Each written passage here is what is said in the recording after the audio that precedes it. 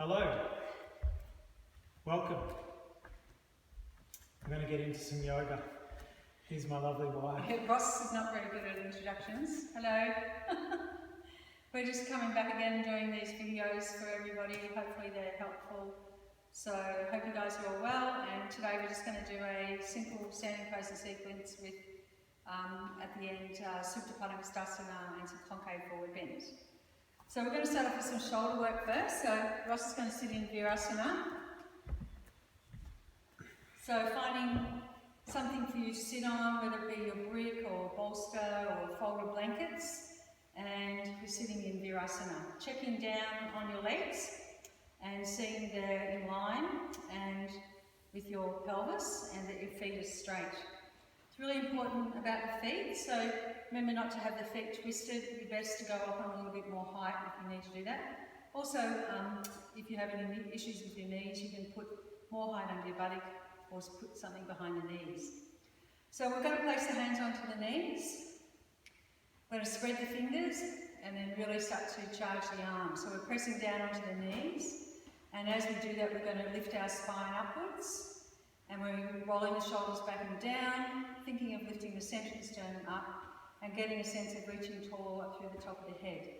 Using this action of the arm to bring some steadiness and firmness to the spine and getting a sense of lifting, so lifting out of the pelvis, gently drawing the abdominal organs back and lifting them up as well. Holding that for a moment, just checking in on places like the neck and so forth, that you're not dropping the chin into the throat, but keeping a little bit of space in the throat. Eyes steadily gazing ahead at eye level. Then we're going to release the hands from the knees and interlock our fingers and bring them out in front of us. And we're going to then draw the shoulders back. So rather than pushing the shoulders forward like that, draw the shoulders back and down. Engage the shoulder blades down. Dig the bottom of the shoulder blade in as you slowly take the arms up above the head. As you take the arms up above the head, the inside of the arm here, we're turning from the inside out, so the armpit's coming more around to the front. And then we push evenly up through the hands, again keeping the head and neck straight, and lifting the sternum, lifting from the armpits, lifting from the waist. Moving the thoracic in, holding that. As you hold it, try and get a sense of relaxation and a bit of reflection. What's going on? Are you sitting evenly into the buttocks? Are you lifting evenly up through your arms? I think the camera's starting to tilt. Ross reckons the camera's tilting. Tilting to the I think side. maybe he's tilting. Okay, he's doing that on purpose. Come back. Now we'll exhale and lower the arms down. So we're coming down, and then we're going to interlock the fingers behind the back. Let's do it in the opposite grip. So you have your favourite grip. To get the opposite, you just move them up a bit. So again, same thing. Basically, you're not changing the spinal action, you're not moving yourself backwards or forwards. It's just purely just working through your arms. So as you interlock the fingers, you're not trying to lift them off the bolster, you're just letting them go to where they naturally go, and focus on rolling the shoulders back and down. So he's just going to turn around, and then you'll see that interlock. Then we can see when he turns around, he might need to bring his weight just a tiny bit forward. So you could actually see that a little bit, that he was leaning in the wrong direction. Then we'll release the grip, and then extend the arms out sideways with the palms facing forward. So Ross is going to turn around again. Now this is Garudasana arms, so keeping the spreading of the chest, spreading of the back, we're going to bring the right arm underneath, and we're going to take them into each other. The Garudasana arms, so this one here we're doing. That's This it. one you've got the right, left Yeah, and so right. the right arm underneath. That's it. Changing right arm underneath, and then bring the hands together. So we are focusing on entwining the arms as much as we can. We're also not overly lifting the elbows up, we're just keeping them in line with the shoulders. There's a little bit of lift, but not much. As we lift the arms, we're descending down through the top of the shoulder, but the spine is lifting up. Then we'll release and extend them out again, opening the chest up, then go to the other side. So left arm coming under and wrapping around. So there is an entwinement there. You are trying to, when you take that left arm under, really trying to look at what's going on through your arms and try and keep that right hand pointing straight up. It's like they're pressing into each other, dropping the top of the shoulder down. You may feel a bit of a stretch through your trapezius. Then we'll release. Now extend the arms out to the side, this time turning the palms back, and then really opening the chest as you take your arms behind the back. And then we're going to come into Namaste. So taking the palms behind the back, bringing the hands up, and then if you can do Namaste, pressing the palms evenly together. If this is not possible, you can just hold your wrist. Don't have your wrist down here, keep it up, and then work the arms as if they're in Namaste behind the back. So as you're sitting there, really use the little finger edge of your hand like a blade, moving in between the shoulder blades, and really extend that sternum forward and up. So it's not just forward, it's going up as well. Expand the chest horizontally, expand the collarbone, expand the abdomen, the waist. As you sit there, holding that position. Then we'll release the arms down. Now if you're holding your wrist, you would then focus on changing to the opposite wrist.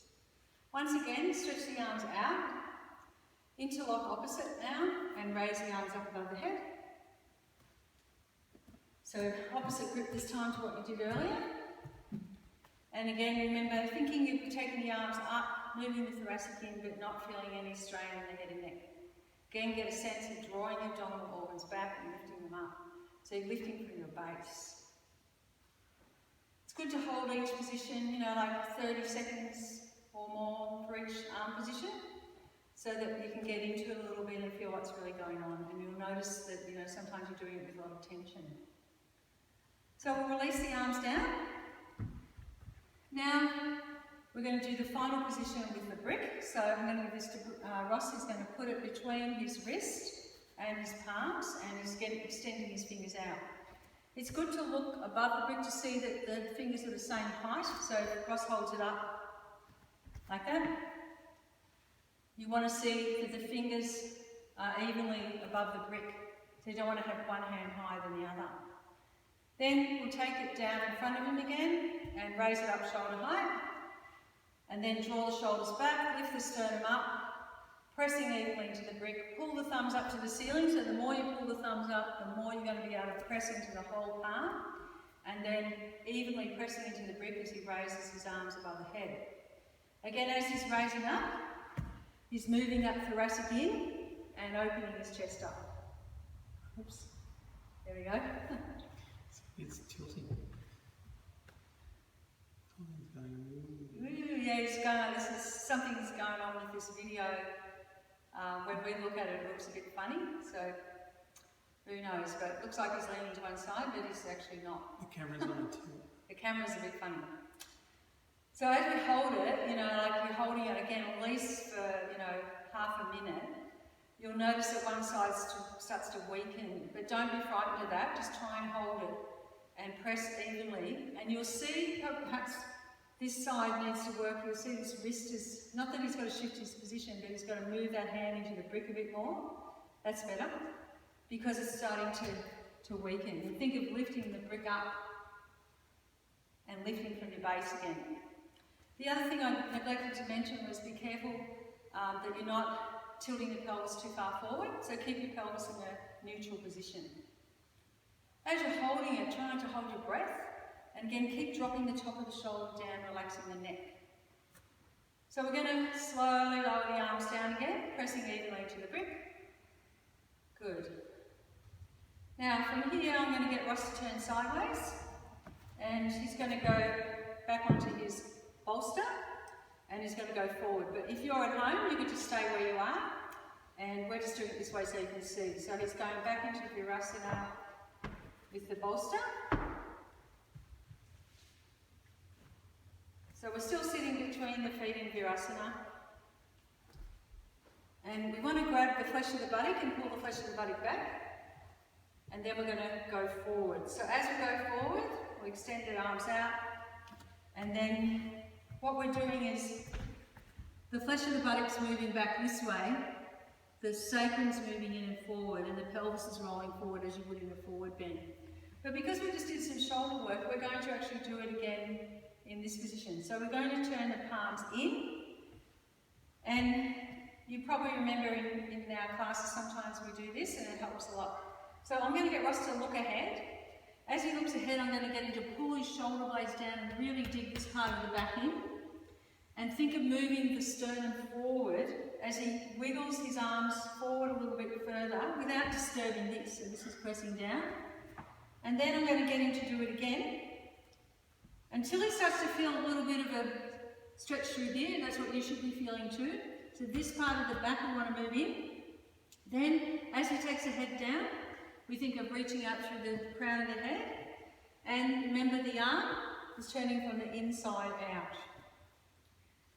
So having the palms facing in is encouraging that action. So we're going to maintain that action as we turn our palms down. So the shoulder blades are moving down and in, and then we want to get into this part of the back. So I'm just going to gently press into Ross's back, and he's going to try and respond to that by opening his chest a bit more. Because this is a lot where most people are really very tight, there's a lot of rigidity there. So we'll be holding that for a little bit longer. And as we're holding it, we're moving into it. So remember that the asana is just really beginning now, like he's starting to reflect and working in the pose rather than just thinking, oh, that's it, we just go in and then we come out. It's like moving into it, holding the pose, reflecting, adjusting, finding where the pose is for you, and then being in it.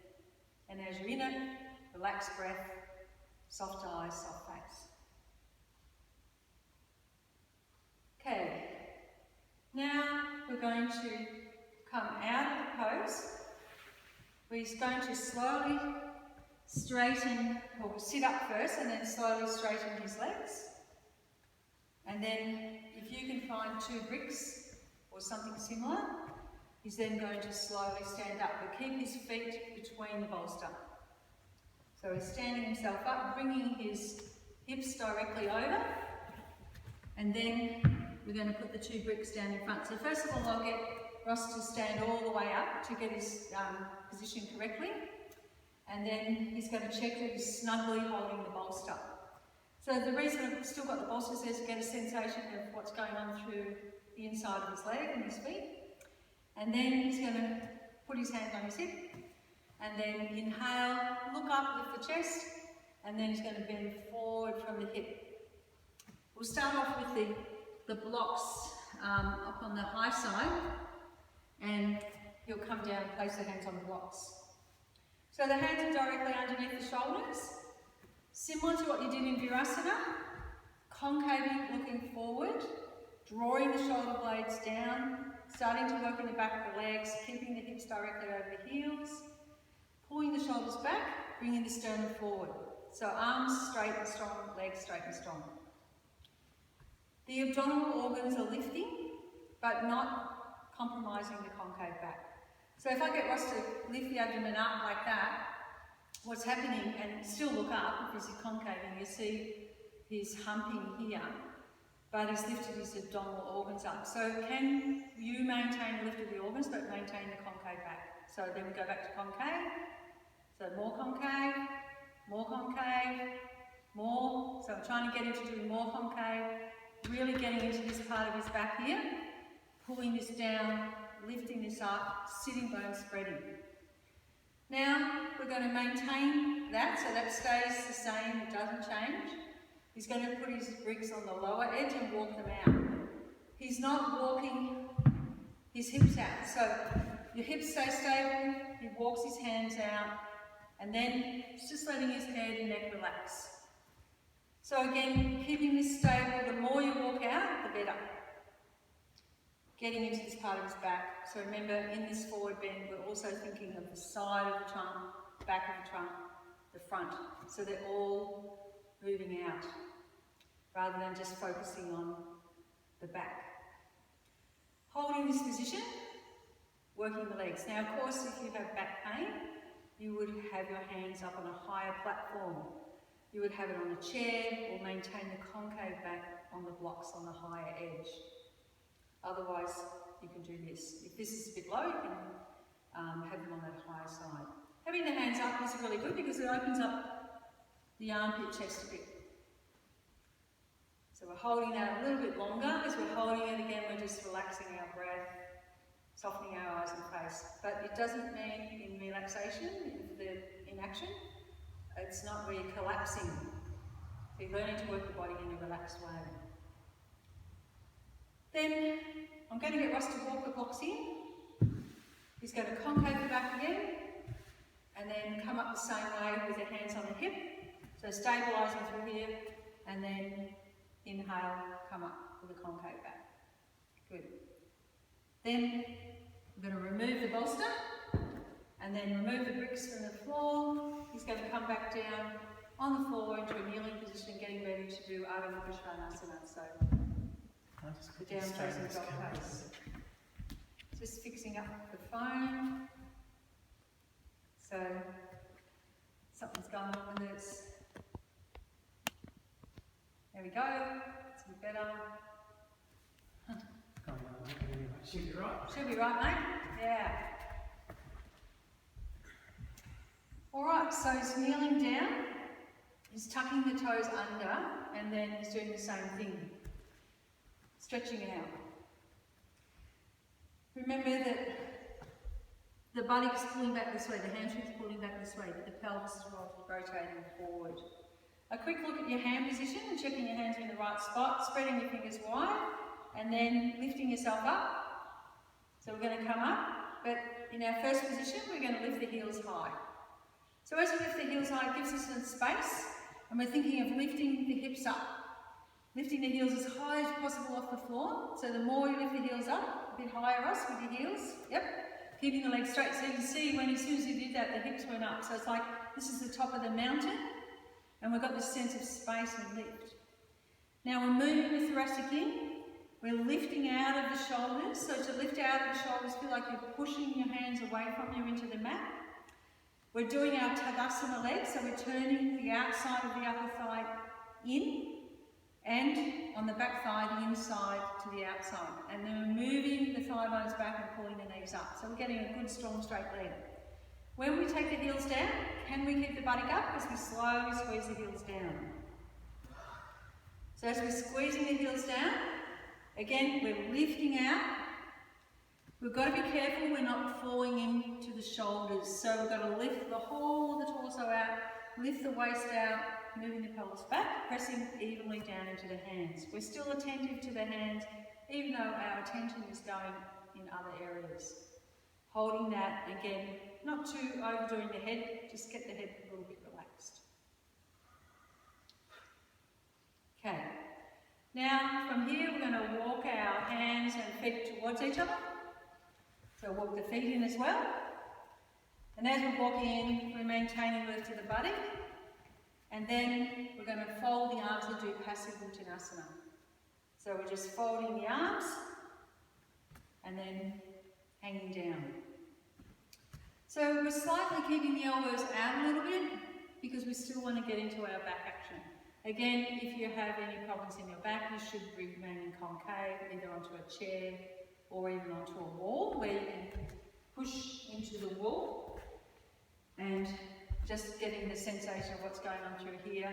Taking this discomfort, the stretching feeling into the legs and taking it out of the back. So this is a resting uttanasana. Feet hip width apart. So we're holding that.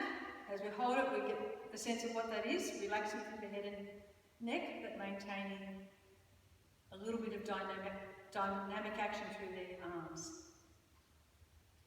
Now coming up can be a problem again for people with back problems, so best I'll get Ross to do the concave position, so he's going to put his hands on his legs. He'll look up concave and then sliding the hands up the legs and coming up with the concave back. Now if you don't have any problems in your back, you can come up with the arms folded. So I'll get Ross to do that again. So he's going to go down, arms folded, and he's going to come up. And before he comes up, you've got to engage. So engaging the legs, engaging here as you come up. And a great way to learn to do that is to put the brick between the legs, because that teaches you to do that, as we've done in our classes where we do a lot of brick work, holding the brick in your legs. Alright, so now we're going to go into some standing poses. So we're starting off in Tadasana, feet together, standing tall and straight. Again, look and see what's going on through the feet. Don't assume that your feet are going to do what you think they're going to do. Their mind's attention needs to go there. Check your feet are spreading, you're on the ground evenly through the 4 points of your feet. Drawing the thigh muscles up, drawing the knees up and turning the thighs from the outside in. Drawing the tailbone down, a little bit of a lift of the pubis, not much, keeping the pelvis quite neutral, and then drawing the abdominal wall back, lifting the sternum, spreading the collarbone, shoulders down, arms extended. We'll just get Ross to take his arms just slightly back, just a little bit, so that the arms are more in line with the hips, and this also helps to open this area here. Reaching into the top of the head. And also think, even though you're lifting, you don't want to have like this tension here, which I think he needs to relax a bit. Yeah. I was born tense. You were born tense, were you? Yeah. In a tent? Your parents were in a tent? That's it. It was intense. Intense, right. Okay, so now we're going to take our arms up. So we're going to turn the palms to the front, dig the bottom of the shoulder blades in, and then raise the arms up above the head. So as we're raising the arms up, we engage through the back. We're being careful that we're keeping this sense of relaxation through the head and neck. Taking all the way up, that's it. And then having the hands just apart, so shoulder width apart. For those who've got a little bit more movement, they can have the hands together. So as we're holding it, again, we're drawing the abdominal wall back, turning the thighs in, doing everything you would in Tadasana. Bit of space through the chin and throat. Now we're going to turn the palms out, and again we're going to extend out horizontally now, on horizontal plane. And again we're keeping the top of the shoulder down, but there's a little bit of a lift here. And this is lifting too, because it's helping to hold the arms up. So you're not just holding your arms up from your arms, you're holding up from your legs, your spine, and your back. Then we're going to go into, get ready for doing Trikonasana. So we'll bring the fingertips together, we bend the knees, we jump out our metre distance. Then we hold this again. So as we hold it, we want to stand evenly on our feet, we bring back our Tadasana legs, shoulders down, relaxed. We'll turn the left foot in, and then we'll turn the right foot out.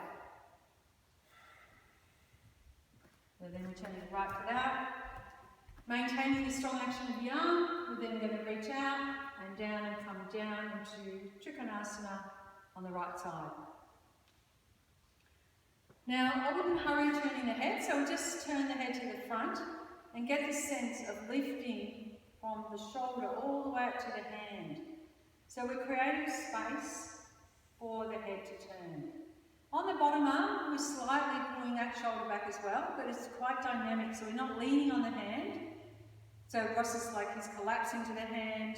If you collapse, yeah, the shoulder starts to go. So we push off the hand. Remember, the hand is eventually going to the floor, so we're just starting off with the hand in a comfortable place. You find that right spot for you. Now to turn the head, keep the neck long, and then turn the head more from looking to the bridge of the nose. 9 seconds. 9 breaths. Okay. And we're going to get ready to come up now. So, pressing into the feet as we come up. We'll turn the right foot in, and we'll turn the left foot out. Again, checking the heel of your left foot is aligned to the instep of your right foot. Pushing into the outer edge of the right foot, the inner edge of the left foot.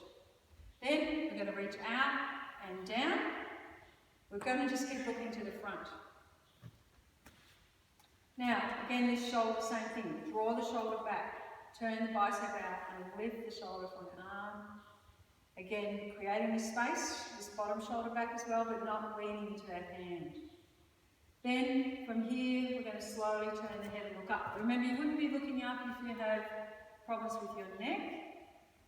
You just look straight ahead. Severe problems in the neck, you don't even do that, you're just looking down. But if you do have problems in your neck, you've got to get into those shoulders and open the shoulders up in your back. Now, I'll get him to put his hand on the leg because it's best to do it the same way as we do on both sides. So we're going to get ready to come up. So we don't just come up, we've got to stabilise with the legs as we inhale, come up. Then we turn back to the front, and then we're going to jump our feet or step our feet back together. Back to Tadasana. We quickly come into this pose again. We've got to again try not to tense here. So I'm picking up that Ross is a bit tense here. So even though he's expanding there, he needs to relax a little bit through the diaphragm. Okay, the second pose, Utthita Padangusthasana. So we extend the arms out to the side. Then fingertips together. So when you bring the fingertips together, you're really reaching out through the collarbone and the chest and reaching into the elbows. It's teaching you how to take the arms out. Then we'll bend the knees, jump out to a wider distance. Again, same action. We stop in that position, feet forward to the front. We learn to hold the arms up. Then we're going to rotate. So left foot in, right foot out. Same foot position. Now, as we're bending the right leg, we need to look and check that our knee is pointing straight ahead. Our weight is even into the feet. We need to check we're making a square. So you can see we've got to get this shin bone, perpendicular knee sitting over the heel. We don't want it to go over to the arch or the toes. Then we're going to reach out and then take our hand down onto the floor or onto our block. Now, we can put the hand on the hip because this is going to teach us to take that shoulder back, and then we're strongly working the back leg. So we haven't lost that. So we need to be pushing into the outer edge of the left foot to keep the inner leg lifting. That hasn't changed. Then we're going to take the arm up. So we lift it straight up. Now to get the rotation again, from this part of the arm we turn. Just turning it to start with. So we're just turning the arm. Now before we take the arm over, we connect to the left foot. We reach the arm over from the connection to the left foot. So we feel this line going all the way down. So it's a lateral stretch, and we're feeling that stretch from the left ankle to the left hand. And then, of course, if we have no problems in our neck, we can inhale and come up. Oh, you're coming up too quickly. I haven't finished with it yet, Ross. Okay, right foot in, left foot out. You reckon you're counting the breaths? I'm looking at the timer. He's looking at the timer over there to see if I'm holding him too long. Okay, so I'm going to get him to push into the right foot. So I've got my foot there, so he makes a connection there as he bends his left leg. He's checking that his knee's going straight ahead. And then he's going to reach out and take the hand down. We'll do the same way, so hand on the hip. I'm still got my foot into his foot because I want him to connect to that. He needs to bend just a little bit more, but without losing this action here. Opening the chest up, taking that left body in and down. Then we're going to extend the arms straight up to the ceiling first. And then we do the same rotation, rotating and reaching it over. The other thing we've got to be careful of is keeping that wrist straight. So we don't want to bend the wrist or cock it. Keeping it straight. Fingers together. Relax that wrist. That's it. So the arms turning this way.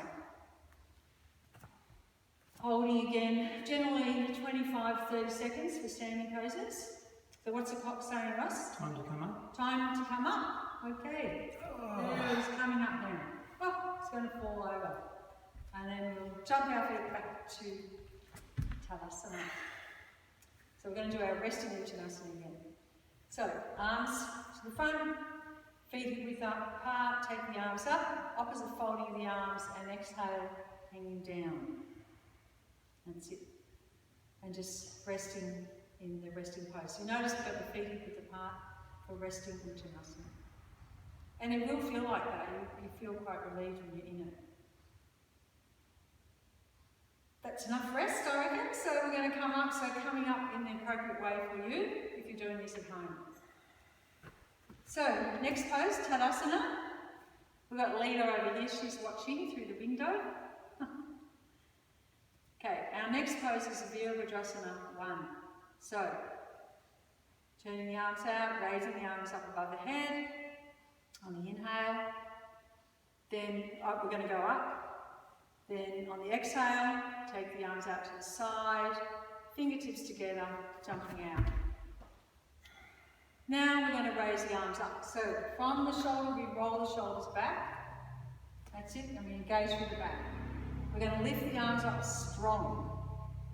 Then we turn the left foot in very deep. So we turn the left foot in 60 degrees this time, and we turn the right foot out 90 degrees. But this is slightly different because it's a scissor pose. We want to have the heel of the right foot connecting to the heel of the left foot as opposed to the instep. That turning around begins from here. So we spin the calf around, the shin around, here, thigh around, hip around. So again, from the inside to the outside on the back thigh, from the outside to the front on the inside. It's really important to learn this action.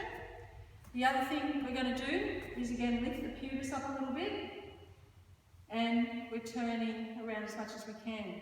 We've also got to lift out of the right side of the lumbar because that can be a little bit compressed. Now the hands can be together or apart as long as your arms are straight. We'll take a breath, inhale, and then we'll exhale and bend the right leg. Now as we bend it, we're again trying to make this square. So what I'm picking up on with Ross's is just a slightly too wide. I reckon just like a real small amount there. And he's got to start drawing this right hip around more, bending the leg. That's it, lifting up. And we're just going to look straight ahead. We're just doing it in a beginner way, just looking straight ahead, lifting the sternum up, working that leg.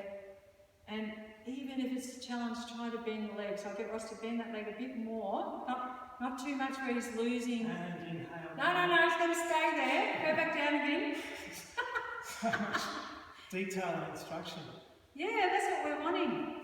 Okay, we're going to go to the other side now. Who's teaching this class? Mate? You or me? Okay, right foot in, left I'm foot keeping out. the time. And then he reckons he's the timekeeper. Okay, he's trying to pick up the speed, he's taking over. So we'll exhale, bend the left leg. As we bend the left leg, that's it. We've got to get this action here, turning around, spinning that hip around. It's got to turn this way. Pulling the left hip back. So just look ahead and focus on that. So bending a little bit more, but even though he's bending, he's not collapsing through his back leg. Lifting those arms up and moving this in. So this part's moving in, down. Okay, I reckon that's probably long enough. We'll come up, turn to the front, and place our hands on our hips. We're not going to jump back together. Standing poses are hard work, especially when someone's onto you. Okay, we'll just slightly narrow our distance now. We're going to do padangusthasana. So from here, Ross is going to turn around. Now we've got the different choices of arm action. We can have the hands on the hip, or we can have, which when you first learn it you can do that, but we can take your arms out to the side, just like we did when we were kneeling. So I'll get Ross to take his arms out to the side, turning the palms back, and then he's going to bring his hands into namaste. So it's up to you. You can have your holding of your wrist, or so you're holding your wrist, or folding your arms. So we're going to turn the left foot in deep. We're going to turn the right foot out. Same action, scissor pose, so the heel towards the heel. Lift the pubis a little bit, tuck the tailbone down. We're really releasing the shoulders back and down, and we're taking the head back. Then we're going to exhale, come forward. As we're coming forward, we're rolling the left hip forward, lifting the right hip up and back. And we'll halt at the halfway mark. At the halfway mark, just like when you were kneeling. Again, stretch the spine forward, the sternum, but keep pulling the shoulders back. Focus now on lifting the hamstring up, the buttocks up, and then on the next breath going down as far as you can without compromising. So what you're not compromising is the arm action. You're maintaining the concave back and backing off the head a little bit. There's no pressure to get the head there and change everything. So you're just focusing on that. Keeping the wrists in contact with the back if you're in namaste. Holding and keeping the head nice and soft and relaxed. So maybe sort of aiming the crown more towards the toes rather than lifting, and then we're going to come up on the inhale. On the exhale, we'll turn to the other side. So if you're folding your arms and body for rest of change, then we'll turn the right foot in and the left foot out. Then once we square the hips off, we inhale, look up, open the chest, and then we're going to exhale and then go forward. Again, we're going to stop at the halfway mark. So the halfway mark, as we level the hips, we think of lifting out of the waist. Then we're going to exhale, go down to whatever degree, again maintaining the concave back and keeping a sense of relaxation through the head and neck. So we're just going to be a little careful here that we don't force just to get our head there. It's not about getting the head there, it's about keeping everything else and maintaining the squares of the hips. So I'm going to get Ross to square his hips up a bit better. Just not so much movement, just little movements. And then we come up with the concave back.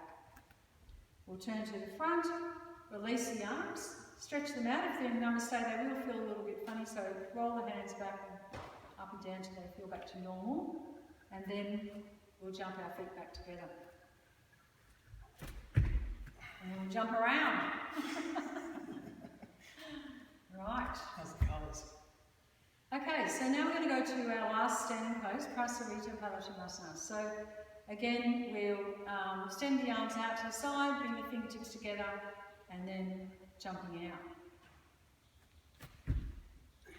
Now the feet are about 1.5 meters again. We're looking down at the feet, so we don't want to pigeon toe them in too much. And the best way to tune into that is if you think of the outside line of the foot to be the outside of your mat. The other thing is that as you're pushing into the outer edge of the foot, you're still pressing down through the big toe. The mounted big toe is pressing down. This is helping to lift the inner leg. We'll then put our hands on our hip. We'll inhale, look up, draw the shoulders back. And we're going to try and pull the elbows towards each other. So we're going to now move our hands a little bit further back. So they're coming around. So if you look here, I'm bringing your thumbs here. So I'm really trying to work those elbows back and get the sense of opening this part here. But of course, the abdomen is still drawn back. You're not puffing that. We inhale, look up, concave. And then we'll exhale and then bend forward from the hip. So we're just doing number 1. So there's different variations. And then we're going to place the hands down onto the floor. But if you can't reach the floor, you're going to have your hands on your bricks again. So you just get your 2 blocks and you just have them underneath. And then you straighten the arms and concave the back. So concave first. Remember, we mustn't put our hands on the floor and just go straight into it. We need to go through that transitional stage, which is concave. And the concaves are really, really very beneficial because they help to strengthen the body. Now, for those that can have their hands on the floor, I'll get Ross to just remove the bricks. He's going to put his hands on the floor. And then we're going to get ready to go forward. But we need to pause for a moment because remember, you have back pain. You just stay in a concave position. So as we're bending forward, we're doing all the other things like spreading the sit bones, keeping the legs straight, and then we slowly release ourselves down. As we allow the hands to go down, we keep the elbows moving straight back towards the wall behind you. If you have more movement, you can have your hands more in line with the feet. As you're going forward, again, you keep your hips stable. They're not shifting, so there's stability here because you don't want to be just taking your head down just for the sake of it. So this doesn't change, this is stable, so I'm holding him stable and he's just got to work with the spinal action and not worry whether the head gets to the floor or not. And pulling the elbows back, so I'm just holding his hips stable. He's going to pull his elbows a little bit more towards the wall behind him, towards me. And then also I want you to, so keeping that stable. See how it's moving all the time. It's got to stay here. And pressing even through the hands and feet. Yeah. Just soft, natural breath.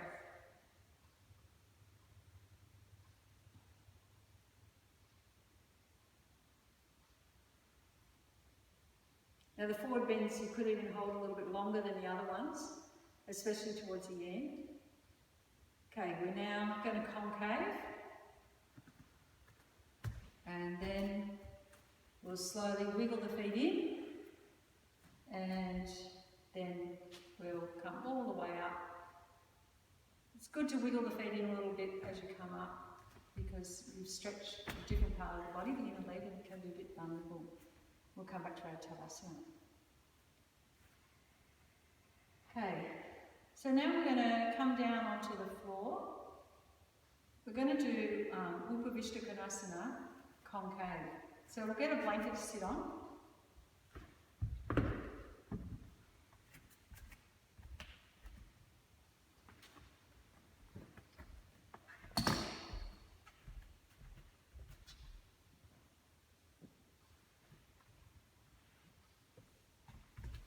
It's good to have your blanket more to the back of the mat, because then you can use the edges of the mat as a bit of a guide to the width. So the width of your legs is guided by the straight legs. So remember that there's no point taking the legs out so wide if the legs are bent, because you want to have the legs stable into the ground. If you need to look at your feet and check that your feet are pointing straight up and that your knees are pointing straight up, so that the whole leg is evenly into the ground.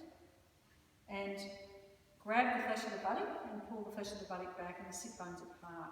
So using the edge of the blanket to help you to achieve that. Again, if you have a lot of stiffness, I would go higher on the blanket. We're going to take the fingertips behind, and we're just going to press into the fingertips and encourage the spine to lift up tall, and we're thinking of lifting up through the front of the pelvis again. So it's not a forward bend, it's just a seated position. As we sit down, we're grounding, so we're really using the legs which are going along the ground and they're going into the ground. So we press the upper thigh bones down, and we're also trying to feel the whole leg into the ground. So remember, that can be affected by people with hyperextension. Often it's really difficult for them to achieve both, like lower leg, upper leg in the ground, and the heel comes up. So make sure the heel is down and you're pressing the whole leg down.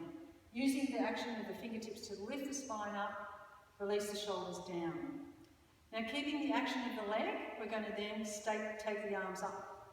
So we're just going to hold the arms up, the hands are shoulder width apart. We're using the action of the arm, the action of the leg to get into our spinal lift. You'll notice if you collapse in the legs, the spine collapses. If you collapse in the arms, the spine collapses. So keeping that action strong, pressing down, lifting up. Hold that for a little bit. It's a good thing to do for strength. We're attentive to the feet. We're not letting that change. That action doesn't change. Then, as we take the arms down, not yet though, we've got to think that we take the arms down without losing the spinal action. So I'll get Ross to take his arms down, but he's still maintaining the legs and the spinal action. That hasn't changed.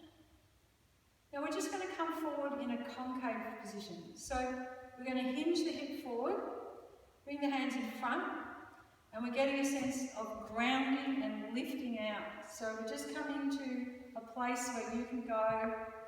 We're pulling the shoulders back, we're lifting out of the waist, we're lifting the sternum up, but we're keeping the legs stable. Sometimes what can happen is the feet start to drift, so keep checking on that. And then, what's that? Ooh? Something cracked. Crack. Spreading the collarbone. So let's see if Ross can make that chest crinkle free on the front. See if you can, oh, that's a bit better. See how the crinkles are spreading out a bit. Or he's just going to use his hands. There we go. There we go. So we're just holding that. Now this is good. Again, you know, you don't want to be going forward if you have back issues. Concave's good. So we're focusing on that on the forward bends.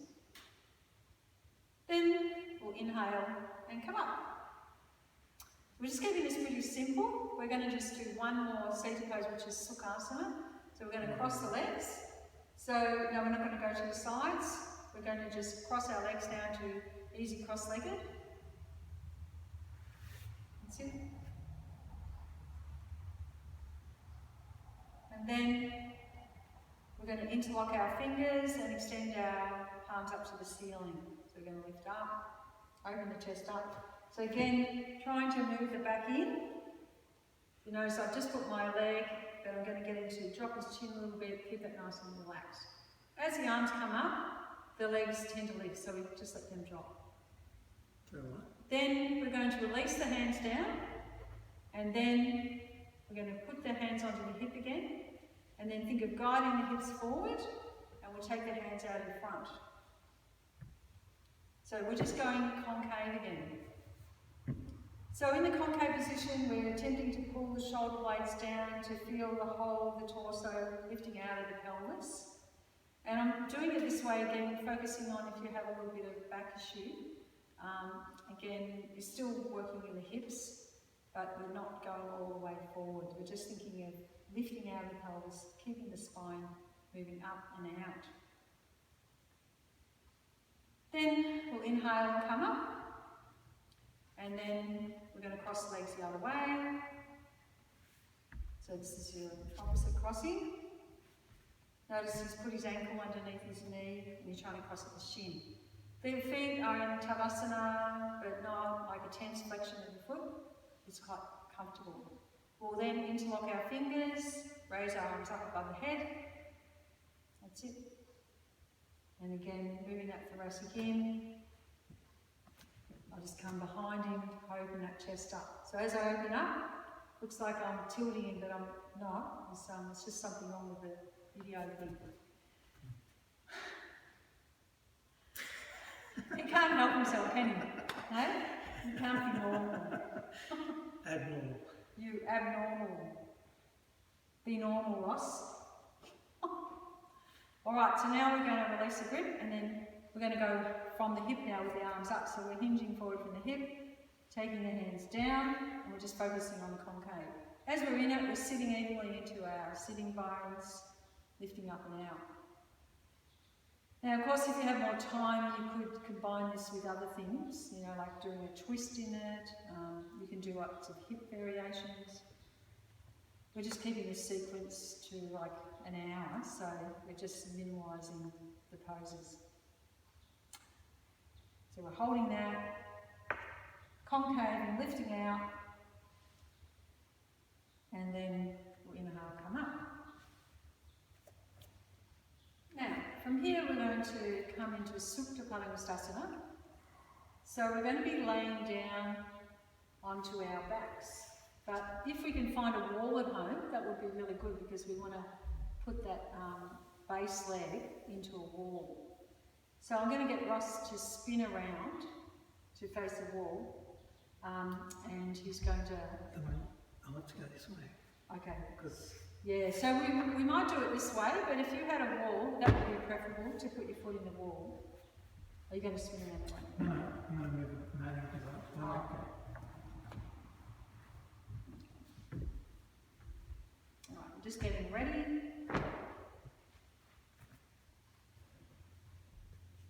Right. Now you could have a little thin blanket underneath the head and neck. Especially good if you are tight in the shoulders, and what it does is bring the head up on the right plane, and then you can keep the shoulders down and relaxed. So we're going to be using a strap. Now if you were at the wall, you'd have your left foot into the wall. So pretending this is your wall, your brick here, so you'd be having your foot into the wall, and that's going to keep that base leg stable. But we're just doing it this way so you can see. And we're looking to raising the right leg up. Now we're going to bend the knee, and then we're going to hold on to the right leg, and keeping the head down, the shoulders down, and we're going to just pull that leg in as we push into this foot, which is in the wall. As we pull the leg in, this outer hip, that's his right hip, has to move back.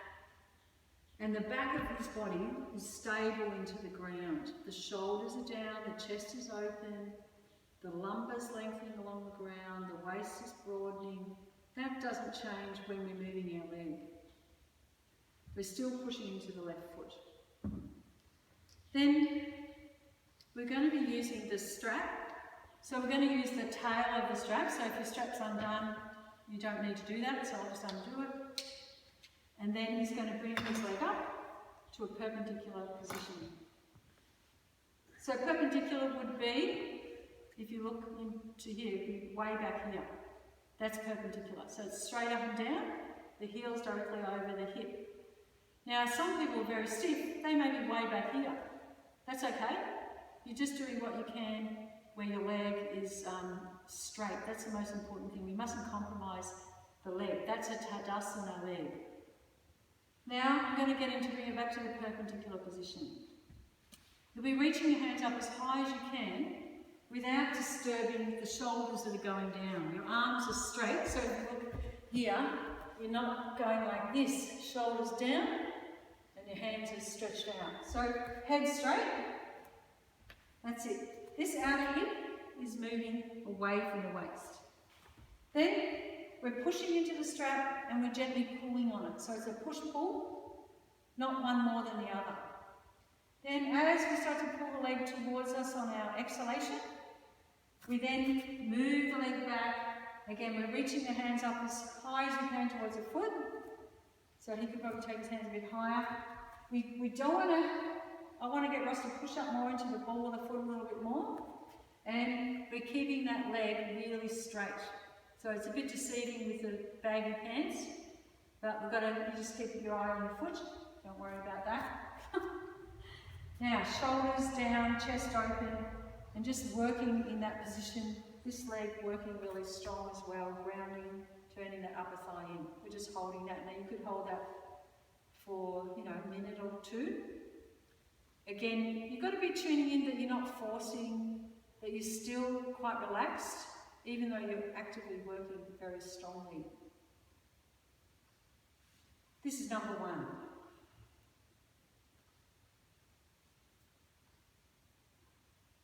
We're now going to ease the leg back. So we're easing the leg back to its perpendicular position. And then we're going to do number two. So we're going to take the hand onto the strap. But what I'm going to do is I'm going to put something on the outside of his hip. Because what can happen is you can take the leg all the way out to the side, and then this side comes up. So this is lifting. You see this is lifting. So this has to stay stable. So to stop us from doing that, I'm going to get the bolster again, and I'm going to place it to the outside of his leg. And this is going to stop him from moving all his body weight to the right. So remember, we're not pulling, we're just keeping the arm straight. The arm doesn't bend, the arm stays straight. We're externally rotating the leg, so we externally rotate the leg as we take it out, and this other arm is straight out to the side, so that will be straight out to the side as we take the leg out. The arm doesn't bend, we're trying to keep it straight. When you're down there, you can give a little bit of a bend to the elbow once you're down, because you're trying to keep the foot up to the height of the shoulder. So sometimes people try and pull their leg up too high, so you're wanting to just keep it in line with the shoulder. So as you're holding that pose with your hand, or if you're holding the blade of feet, you're strongly working through the opposite side. You're keeping your spine stable on the ground, and most importantly, this has to stay down. So I'm going to get Ross to lift his leg up a little bit and get this side down a bit more, and focus on that rather than the other leg. We tend to sort of go for goal too much, or go for the goal, and we're forgetting about what's going on the opposite side. So I'm just pressing down through his support leg here, and he's got to focus on opening out through the pelvis, and sort of being a bit humble about it, rather than focusing on just pulling that leg down. The other thing we're taking care of is the back, so we're pulling the buttocks away from the waist and away from each other. The other thing that can help is pull the tailbone to the left heel. Then we're going to inhale, come up, and then we'll exhale and lower that leg down. Okay, so then we're going to do the other side. So Ross will spin around so that we can see the other leg. If I go out here, it's not going to be on the camera, is it? Yeah, so actually we'll do it this way. So that's okay, because then we can see a different way. You concentrate on getting into that. Maybe just move the camera back a bit. Okay, that's fine. Okay, we're going to take the left leg up now. And you notice you can see his foot in the wall, so we can see if it's straight. That's it. We've got his bolster now onto the left side. And he's going to put the little blanket under the head again. So keeping that left foot straight. Now sometimes you can elevate the foot on a brick, on a flat edge like that, and that helps to straighten that support leg. So we're sort of looking at a different view now. So we can see that whether the shoulders are coming up, we can see whether the hands are equal distance to the foot. So we don't want to have, sometimes people pull the strap together and hold it like one hand above the other like that. You can see that's not going to be very good. So we separate the strap and have the hands the same height. So we need to look to see that's happening. We're pushing up into the foot. You can also see a little bit more how the foot's working in this image here. Shoulders down. Once we've achieved that, we're then going to pull the leg towards us slowly. So as we pull the leg towards us, we're moving the left hip away from the waist. And again, if you have a bit more flexibility, the hands can go further up the strap, and eventually you can hold the foot. You know, so you're aiming towards eventually holding the foot. But again, as you're pulling the leg towards you, you're looking at the drifting of the foot because you want to keep that foot in line with the hip. And like in the forward bend, you're thinking of the leg, upper leg bone moving down. Left hip away from the waist. So again, we hold that. Pushing up into the ball of the foot, a little bit more, Ross. Up into the air, that's a bit better. You can see that's changed the foot a little bit more.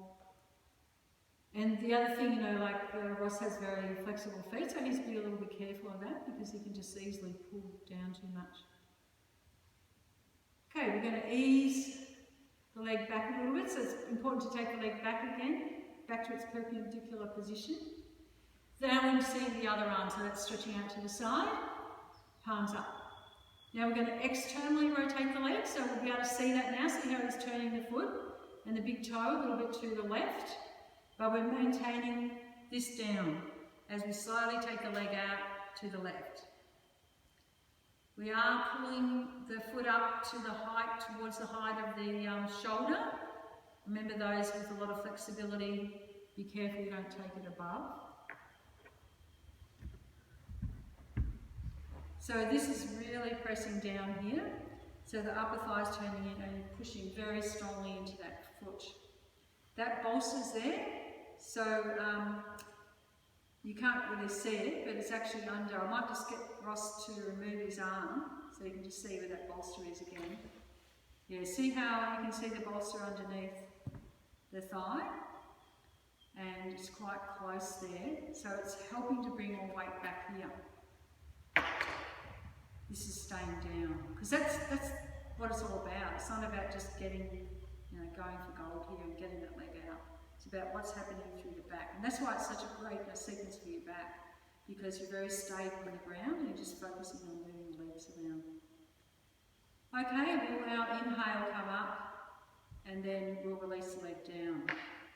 Now what we can do is just bring that bolster in, and then I'm going to get Ross to put his feet on the bolster, and he's going to drop out in padangusthasana. His arms are to the side with the palms up.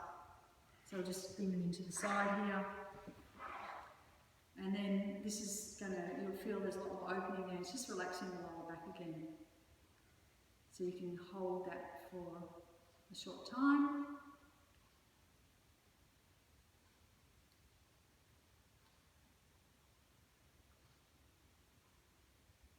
Okay. So now we'll bring the legs back together. We're going to roll to the side. And then we're going to get ready to do the shoulder stand. So if we're doing an alternative would be getting your bolster and putting your legs up more in Viparita Karani, or we're going to do the shoulder stand.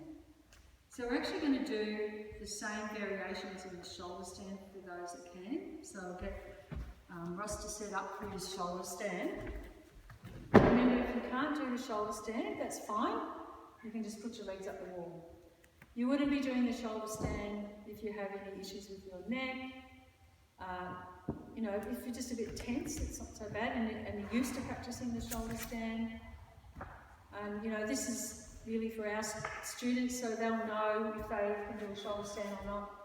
And you can use the blankets depending on what your needs are. And the other thing is we're using the strap again. So I'm going to get Ross to get ready to do the shoulder stand. If you're not doing that, you can set yourself up for Viparita Karana with your bolster towards the wall.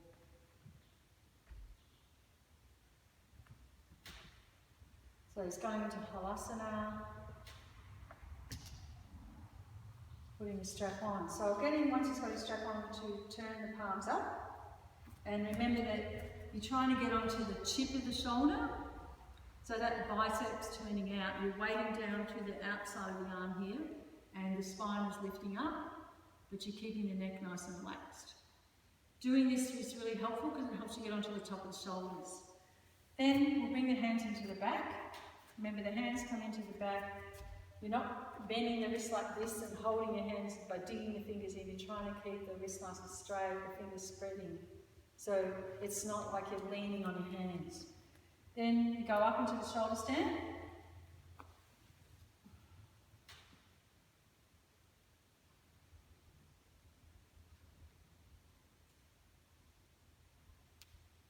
So, because we're getting a view of this on the side, we can also see how the head is positioned, how the hands are positioned, and the strap. So the strap is stopping your arms coming out, it's holding them into position so you can lift the chest up. We're doing our Tadasana legs, and we're trying to get that spinal lift, maintaining the front of the pelvis open, but keeping the neck and the head nice and relaxed. So we'll be holding this just straight and steady. So as you're holding it, you may have to readjust the hands every now and then. You're maintaining the strong leg action. So basically you're trying to keep all the actions as you're in the pose rather than losing them and then trying to regain them. And again, keeping a sense of composure, soft eyes, soft face, soft breath, and trying to maintain that lift. So I'm just going to adjust and then lift that tailbone up a little bit more and move him a little bit more forward. So he's getting more lift through his back. You can see that he's getting more lift through the spine. I'll hold his legs in that position. So that's looking a lot better, but of course, it's more challenging to hold. So we're now going to start off doing our variation, padangusthasana. So we'll be taking the right leg down, but I'm going to get Ross to take the left leg down, which is where the one closest, oh sorry, the left one. Oh, sorry, I'll get him back to the right one. Now, as he takes it down, he's going to stop halfway. This has to maintain stability, and again, he's got to keep this leg really, really straight. So the pants are a bit deceiving. So he's got to get that leg straight, and he's keeping the outside of the hip lifting up in this situation. Just like when you're on your back, the outside of the hip moves away from the waist. He's strongly working this leg.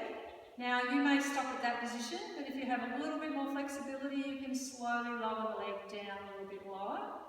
But as you're lowering it down, you mustn't disturb this Tadasana leg, this left leg.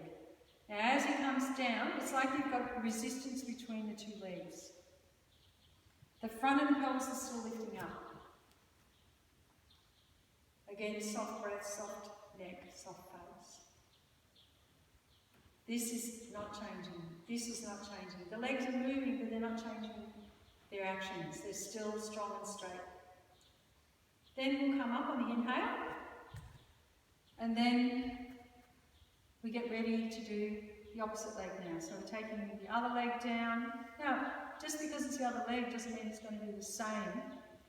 And we stop at the halfway mark again. We notice what's going on through the rest of the body. We're checking the hips, and the hips are square. Again, the leg is strong and straight. This is strong and straight. Then we lower it down a little bit lower. We go slow. We don't want to just take it down too quickly. We want to notice what's going on here. We keep the neck relaxed.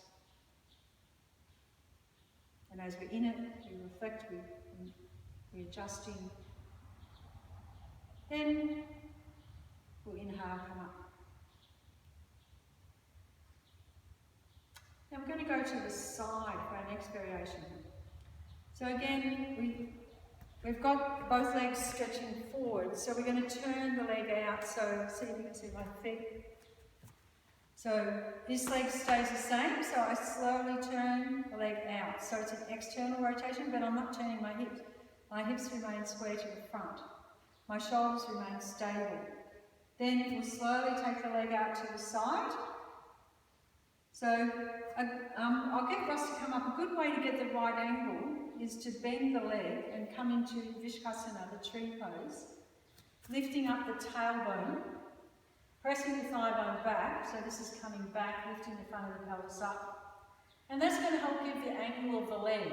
So then I'm getting to unfold the leg out to the side, and then take it down or just lower it. So this is staying stable. This doesn't change.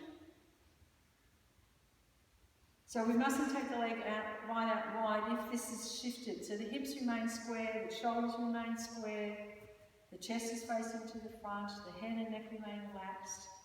We're lifting through the front of the pelvis, just like when we're laying on our back. Buttocks moving up in this situation, and then we'll come up. So now we do the other leg, so we're going to bend the leg the same. So it's like doing the tree pose here.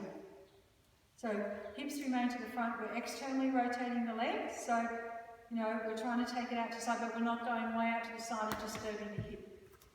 And then we take the leg down. So again, sometimes we hurry and we take the foot all the way to the floor, but it's like we've forgotten what's going on with the rest of the body. That's all become disturbed, so we must maintain the actions as we lower the leg down. And must be patient, not try and hurry these actions too quickly and go into them too quickly and get the foot on the floor and not think about anything else. So I'll get Ross to come up, but we've got to watch that outer hip doesn't drop. Then we're going to come down to Halasana. Now remember, in Halasana, you don't have to have the feet on the floor. You shouldn't be in pain in your back. So remember, the feet can go up on support, such as onto the bricks or onto a bolster, or, being necessary, the feet can come up into the chair. So you could activate your feet, tuck the toes under, and hold the pose with your feet. Again, trying not to compromise the lift of the spine and the straight legs, just to get the feet on the floor. So I'm going to remove the chair. That's it. So you're holding Halasana, you need to hold it. The padangusthasana is a little bit longer than Halasana. So you'll be holding that. Again, working the legs.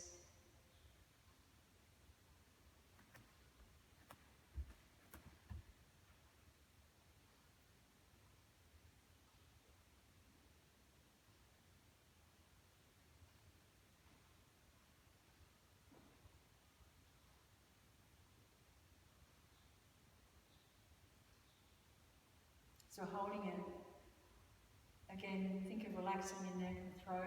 There will be a little bit of a shallow breath.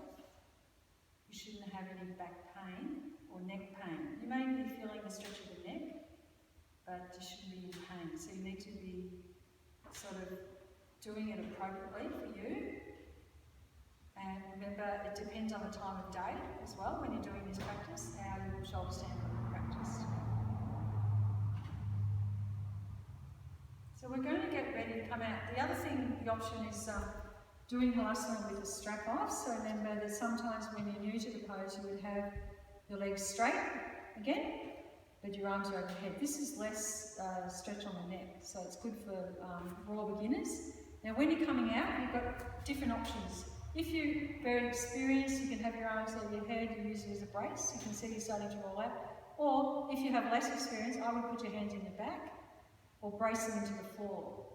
As you're rolling out, you need to feel the spine relaxing, but you're gripping internally, and then you can slowly bend the knees, take the feet down. Don't rush it. Because of the blankets, we then shuffle back. So our buttocks are just up on the blanket, and then we take the shoulders, you notice, are just over the edge. You gently let the back settle into the blanket, and then you can take your arms over the head and slowly stretch your legs out one at a time. I would not rush it. And remember, sometimes it may be appropriate to have a bolster behind you for those with a little bit of discomfort, so you're rolling out onto a more even platform. This is a way of taking care of yourself as you move into these poses.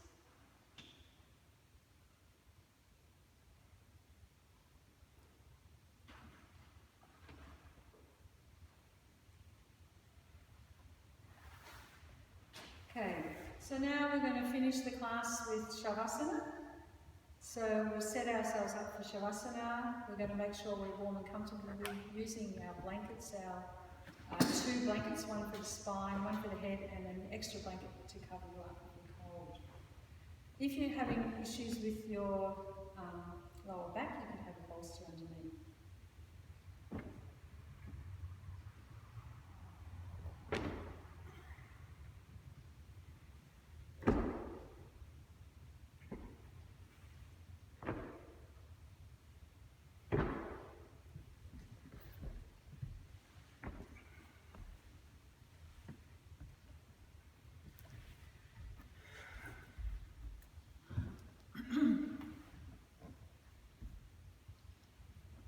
It's getting windy.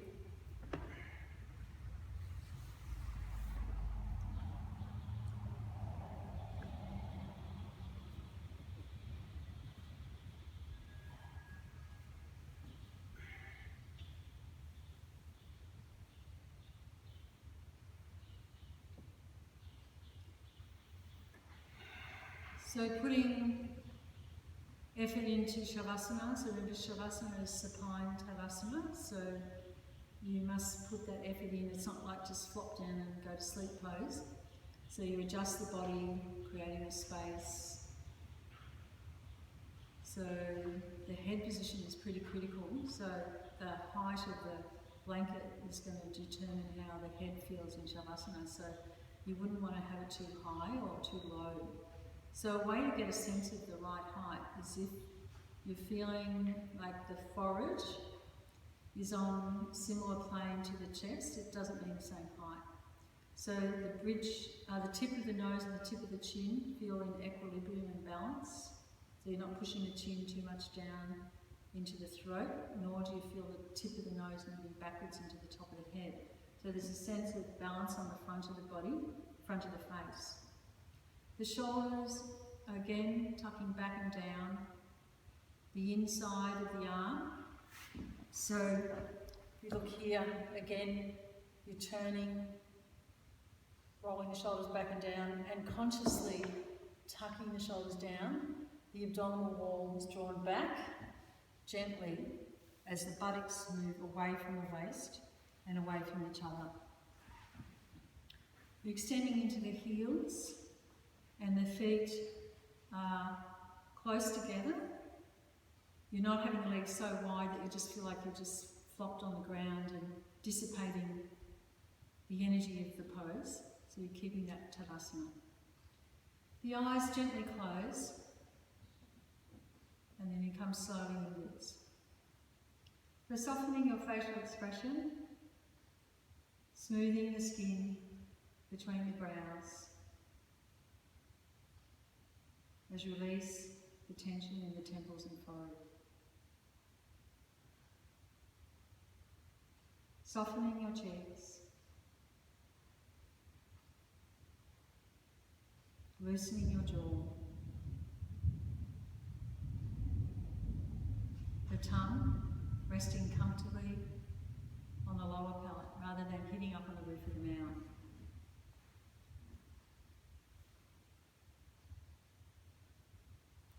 Softening the throat as it releases to the back of the neck.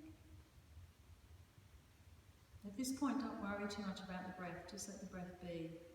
It's probably a little fast at the moment, so just let it be.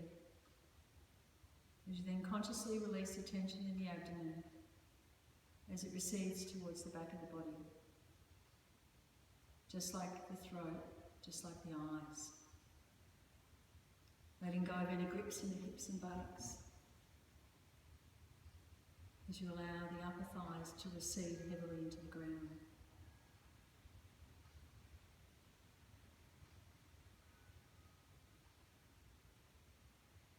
Coming slowly now to the breath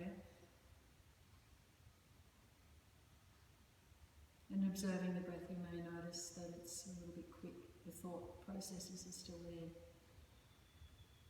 So rather than trying to stop your thoughts or change your thoughts or make new thoughts, just allow yourself to observe them as if you're a witness to them. So witnessing the thoughts as if from a distance. As you come slowly to the breath. Just allow the breath now to slow down a little bit more. So we're not doing any pranayama, we're just with the breath, we're just having a natural breath. But it is, of course, a lot slower and very soft. There's no strain. And as you gently inhale, the chest opens, the breath is consciously a little even with a resonant sound. And then as you exhale, again soft and gentle, it may be a little longer. And then release the body down into the ground as you yield into the ground with the exhalation. And as you inhale again, just very gently, and then exhale again, very gently. So it's like you're with your breath. Your breath is quite relaxed, it's going to find its own little rhythm. But you're using the exhalation a little bit to let go of the tension. So as you lay there and you start to release the tension, you need to notice where it is. So you're actually looking for that tension with your mind's eye and consciously going there and then consciously releasing that tension. It's like you've got to allow it to happen. You can't sort of force it. And then you're just observing your thoughts, observing the breath, but you're still alert. Because remember, in Shavasana, there's an alertness. The body is still in quiet, the senses are still in quiet, the body's relaxed, but you're still alert. You're alert to my voice, to the external sounds, to who you are. But there's a deeper sense of letting go. And as you let go more, just let your breath go into a natural rhythm of being aware of the body still, of the quieter thought process.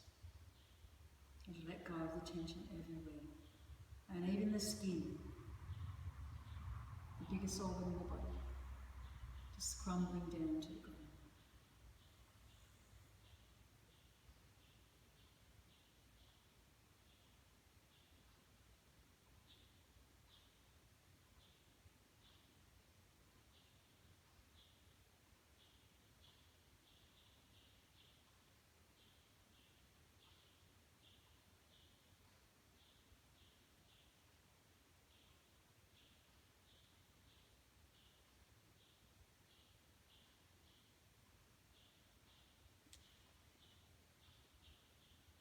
Now slowly allow yourselves to come back. The breath, you notice, starts to be a little quick and deeper, and the thoughts rise up. Just again, be as a witness to that. Take your time. And then when you're ready, you can slowly begin to open your eyes. Then you can move a little bit your feet and hands, and then you can roll away to the side, and you can sit yourself up. So it's important to roll to the side, stay there for a little while. You should never pull yourself up. And remember, we've got to think that we take that sense of relaxation with us. We don't sort of quickly rush ourselves up out of it. We take our time, which is difficult at home because you have so many distractions. Okay, well there we go. Hopefully that class, we'll try and put some more classes up. I'm going to do a class for the seniors, and so I'm looking forward to doing that. And thank you very much. And Ross is giving it a double thumbs up. So he's going to say goodbye too. Goodbye. See you soon.